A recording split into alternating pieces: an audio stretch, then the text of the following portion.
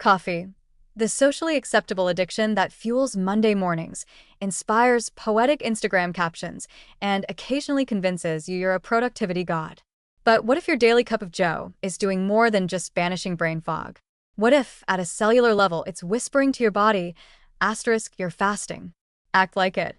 Asterisk, that's the surprising possibility scientists are exploring, because caffeine, the star compound in coffee, may mimic some of the same cellular pathways triggered by caloric restriction and intermittent fasting, especially those involving AMPK and mTOR.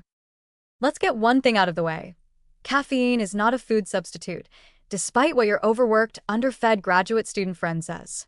But biochemically, it may be a convincing imposter when it comes to certain fasting-like effects. When you fast, your cells enter a resource conservation mode. They activate AMPK, the metabolic coach that encourages energy efficiency and repair, and downregulate mTOR, short for mechanistic target of rapamycin, the overly enthusiastic builder of growth and protein synthesis.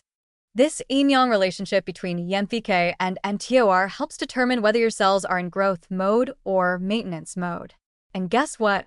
Caffeine knows how to nudge this switch. Caffeine, as a stimulant, does much more than make you vibrate with ambition.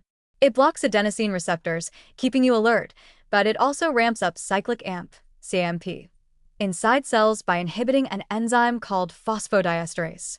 This boost in CAMP leads to activation of protein kinase A, PK, which has downstream effects that intersect with AMPK signaling. Basically, caffeine creates a ripple that leads to AMPK saying, "Oh, energy might be low. Let's clean house and burn fat." It's not full-blown cellular panic like in a true fast, but it's enough to get your metabolic gears shifting into a mild self-preserving mode. On the flip side, caffeine appears to indirectly inhibit mTOR. During nutrient abundance, think donuts and zero regrets, mTOR is loud and proud, telling cells to grow, divide, and make stuff. But in a fasted state or when AMPK is activated, mTOR gets told to calm down. While caffeine doesn't shut mTOR off entirely, you'd need something like rapamycin or a long fast for that. Studies suggest it may dampen mTOR activity enough to promote autophagy, that lovely process where your cells gobble up damaged proteins and organelles like a microscopic version of decluttering your junk drawer. In mouse models and cell cultures, caffeine has been shown to enhance mitochondrial biogenesis, reduce oxidative stress, and trigger mild autophagy, all hallmark effects of fasting. In fact, some of the same benefits observed in caloric restriction studies, improved insulin sensitivity, fat oxidation, and even potential lifespan extension, have modest parallels in observational studies on regular coffee drinkers. Sure, correlation isn't causation, but it's enough to raise an espresso cup in hope. To be clear, chugging lattes doesn't give you all the same benefits as skipping breakfast. Fasting affects hormones, gut microbiota, circadian rhythm, and metabolic flexibility in ways coffee alone can't touch. But caffeine may act as a kind of cellular mimic, flipping a few of the same biochemical switches without requiring you to go full monk mode and renounce lunch. It's like putting on gym clothes and tricking your body into thinking it's at the gym, at least metabolically speaking. Timing matters too. Drinking coffee in a fasted state may amplify its effects.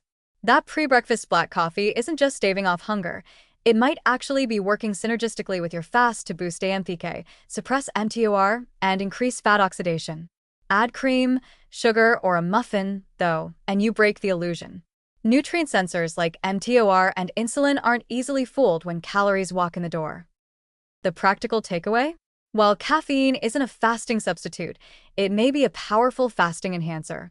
It nudges your metabolism toward energy efficiency, encourages cellular housekeeping, and might make the fasting window more tolerable by curbing hunger and boosting alertness. Plus, it's far more fun than chewing on willpower. So, next time you're sipping black coffee on an empty stomach and wondering if you're really just torturing yourself for no reason, remember, your cells might actually be getting the message. With each bitter sip, caffeine is nudging your metabolic pathways toward the same survival-savvy state that fasting aims to trigger, without forcing you to give up your breakfast ritual. In the strange world of biohacking and nutrient sensing, it seems your morning brew might be more monk-like than you ever imagined.